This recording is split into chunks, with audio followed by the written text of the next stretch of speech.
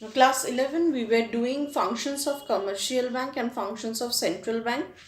On one hand, we know that commercial banks are the creators of loan in the economy. They give out loan to the public, those who don't have money for making the immediate purchase. That is why they affect the demand or aggregate demand in the economy. Because once the commercial banks gives the loan amount, people can avail the loan and buy the set of products which they previously couldn't. The businessman can lay out their plan which they couldn't because of lack of capital. So commercial banks, by giving loans, facilitates the individuals or the businessman or the investors to conduct their operations, to create demand for all those activities which were not possible without the loan. On the other hand, the central bank is known for controlling the credit. Now, what do you mean by controlling the credit? Central bank being the apex bank or the father of the banking institution, it has the authority over the commercial banks and it controls or keeps a check on the activity of the commercial banks. And which activity? Now commercial banks, definitely they want to give out loan because they earn interest income by giving out loan. So suppose they will not give loan for free. They will give a loan and charge an interest income which is an add on to their profit. But commercial banks' activities are regulated or controlled by the central bank. So they restrict sometimes the amount of credit that is flowing from the commercial banks, and sometimes the central bank wants the commercial banks to give more loans in the economy. Now, so we will study here what happens if loan flow, or we can also call credit flow, increases. Now what happens if loan flow or credit flow increases? Now first of all, you have to know who gives out loan. The commercial banks. And if the commercial banks increases the loan flow, that means it is giving more loans to the public. So people, when they get more loans, they have more money in supply, more money at hand. So money supply of the economy increases. Money supply in the economy increases. So people are having more money at hand. Now this increased amount of money at hand facilitates them to create demand for all those products which they would not have thought of if they lacked money at hand. So now they will create demand for many types of product, and the aggregate or overall demand of the economy will rise. Now when this demand rises, so people are creating more demand for a particular thing, and you know that if demand is much more than how much is supplied, it creates the problem of excess demand in the economy. So there is much more demand for a product than its supply. So what will happen? The suppliers cannot supply and satisfy all the demanders. So they will start increasing the price of the product just to see that at increased price, some of the people who demanded the good will drop off, because there are many who cannot facilitate to buy the good at a higher price, whereas some of the people will still demand. So the aggregate demand increases and the demand becomes greater than the product supplied in the market, leading to the problem of excess demand. Now when this excess demand happens, the suppliers, when they cannot increase the supply, they see that the demand of the product is too high, they keep on increasing or adjusting the price upward. That means prices increase. And at increased price, what happens? You know that demand and price are negatively related. So when price increases, demand falls. So few demanders will drop off. And what will happen? The excess of demand will get removed and it will be slowly coming down to equality. That means AD equal to AS, which is the best situation of balance in any economy. So prices are just to bring this equilibrium, demand equal to supply. And what happens when price of all products increases? It leads slowly to the problem of inflation in the country. Now this inflation, why it is bad? Because when prices of overall goods increases in the country where you are staying, we as a consumer face problem because we cannot afford to buy all the commodities which are required by us in our commodity basket. So we are forced to exclude some of the commodities from usage.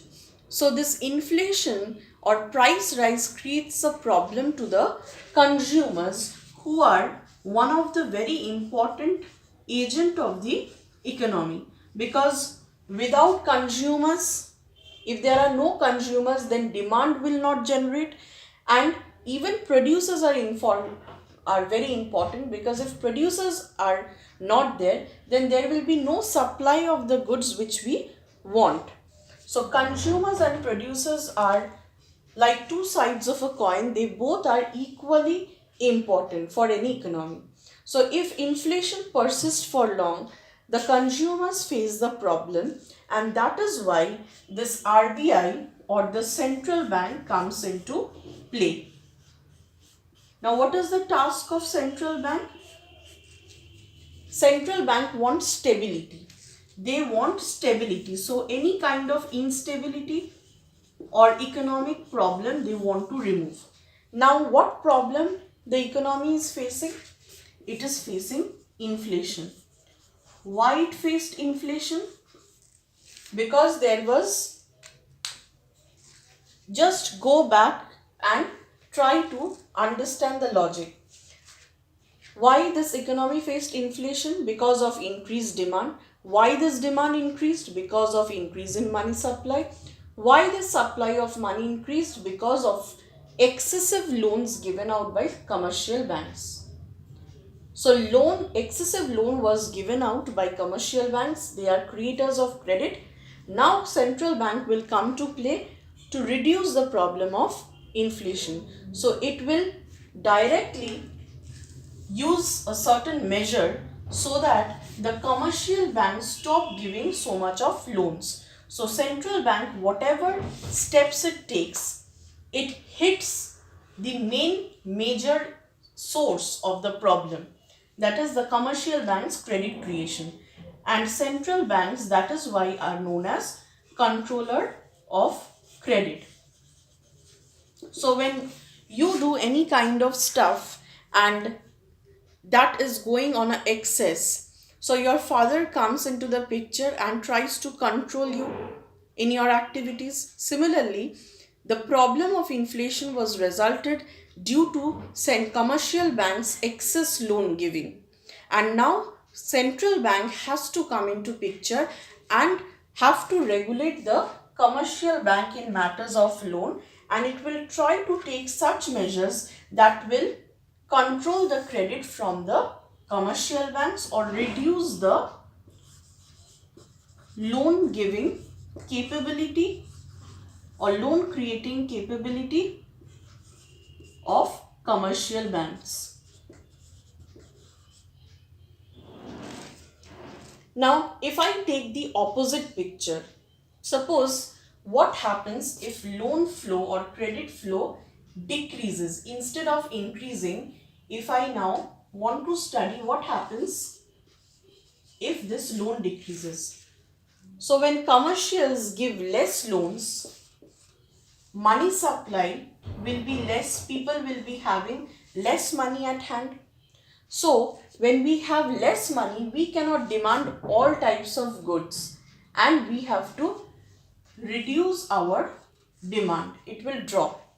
Now when demand drops automatically, what happens? Here the problem is just opposite. The producers are supplying more than demand. So the supply goes on excess. That means more products are available with the suppliers, but there is less people who are demanding it.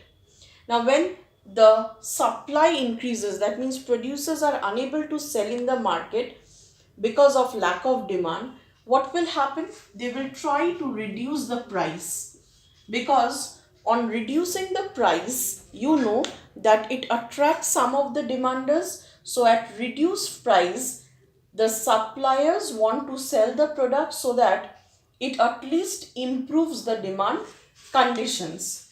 And what will happen?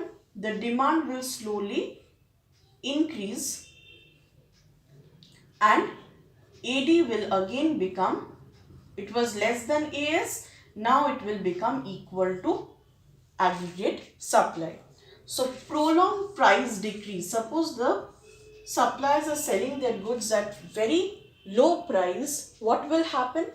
Instead of inflation, the problem of deflation will strike the economy, where the goods prices are falling. Now falling prices is beneficial for customers because we pay the price, but it is not good for the producers because their profit gets reduced when they sell the good at reduced prices. So they lack the incentive to supply, they lack the initiative to produce in the economy, which is also bad.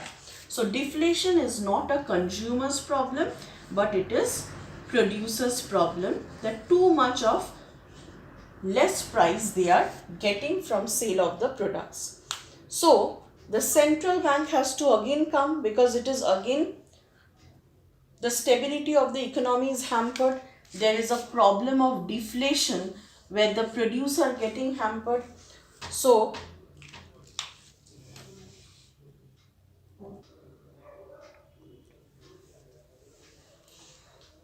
the central bank has to take some steps to solve the problem of deflation and in order to bring back the stability of the economy.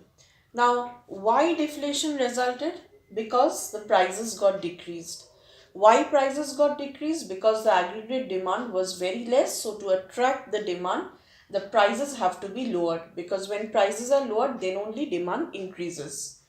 Why this demand was low? Because of less money supply due to less loan generated by commercial banks. So here the central bank has to take some steps or some actions that will increase the credit flow from the commercial banks. So in this way, the central banks acts as a controller of credit for the commercial banks who are creating credit. Now, creation of credit results in two types of economic problem, inflation or deflation.